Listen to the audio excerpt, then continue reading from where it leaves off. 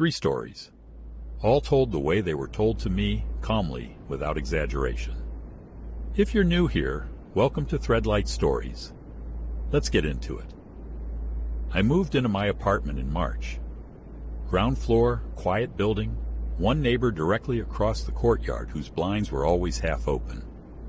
Every morning around 7, I'd see her, an older woman, gray cardigan, standing at her window with a cup of coffee. And every morning, out of habit, I'd wave. She never waved back, not once. Just stood there, watching the courtyard, like she was waiting for something. After about 2 weeks, I mentioned it to the building super. I said, "The woman across the courtyard, does she not like people?" Or, he stopped me. He said, "Which unit?" I pointed. 4C. He got quiet and said, 4C's been empty since January. Previous tenant passed. Nobody's moved in yet. I laughed it off, told him he was wrong. I saw her every single morning. That night, I didn't sleep well. Around 3 a.m., I got up for water, and out of habit glanced across the courtyard. The light in 4C was on, and she was standing at the window, not drinking coffee this time, just standing, facing my apartment directly, even though my lights were off and my blinds were shut most of the way. I stepped back from my own window, told myself I was tired, seeing things. The next morning, same time, same spot. Gray cardigan, coffee cup. I didn't wave. She waved first. I called the super again. This time I asked him to just come look with me. We stood at my window together at 7, waiting. She showed up right on time. Cardigan, cup, standing at the window. He went pale. He said, "That's her. That's the woman who died in January." I asked him how he could be so sure after all this time. He said the building had photos on file from her original lease application for insurance reasons. He went and got the folder. Same face, same cardigans even, hanging in a photo from move-in day years earlier. I moved out at the end of that month. I never went back to say goodbye to the building or the courtyard or 4C. But sometimes, when I'm walking to work in the morning, right around 7, I catch myself glancing toward windows I don't recognize, just in case something's watching and waiting for me to wave. This one isn't a ghost story. It's a real kind of case.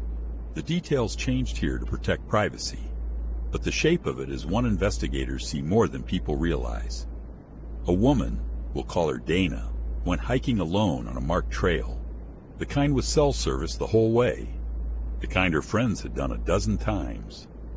She texted a friend at 11:04 a.m.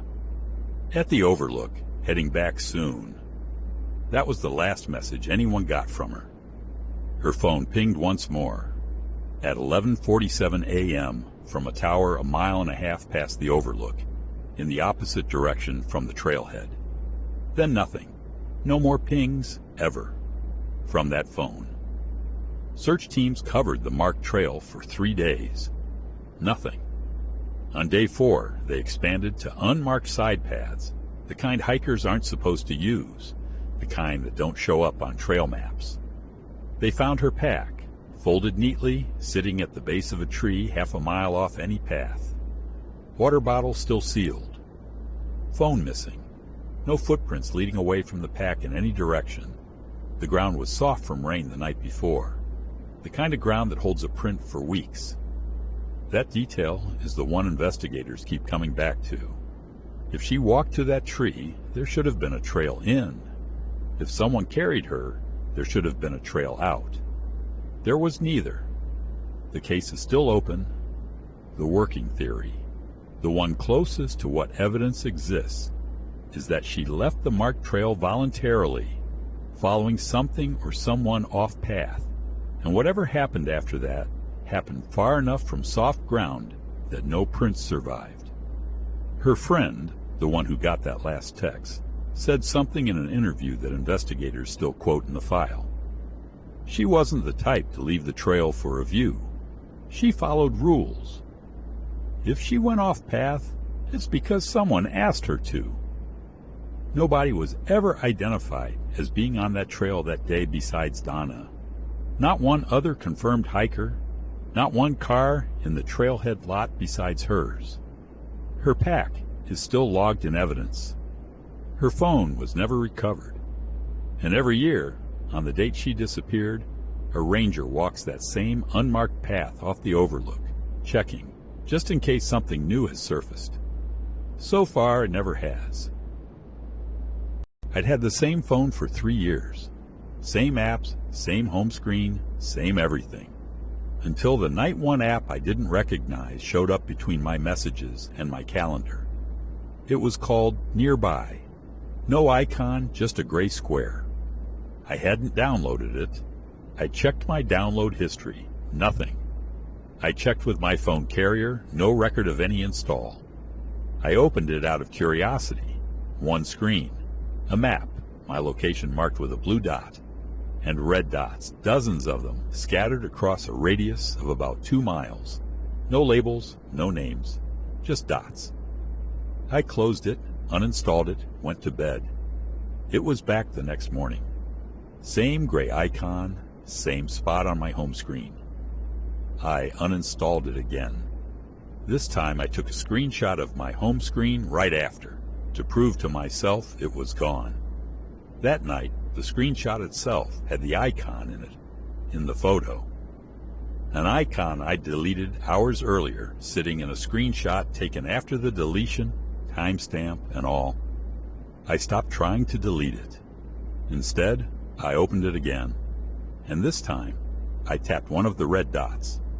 It didn't do anything at first. Then a small line of text appeared under the dot. Last seen 4 minutes ago. I tapped another. Last seen 11 hours ago. I tapped the dot closest to my own blue marker, the one maybe 200 feet from my actual apartment. Last seen, now. I looked up from my phone. My apartment was empty. Blind shut. Front door locked, dead bolted, the way I always leave it. I didn't sleep that night. In the morning, the app was gone. Actually gone this time. Not in my apps, not in my screenshots, nothing. I searched my phone's storage for any trace of the file. Nothing. I got a new phone within the week. Told myself it was a glitch, a weird piece of test software. Nothing more. But sometimes, late at night, if my phone's screen lights up on its own for half a second, the way phones do, notifications, background refreshes, nothing unusual, I still check. Just to be sure there isn't a gray square where there shouldn't be one. That's 3.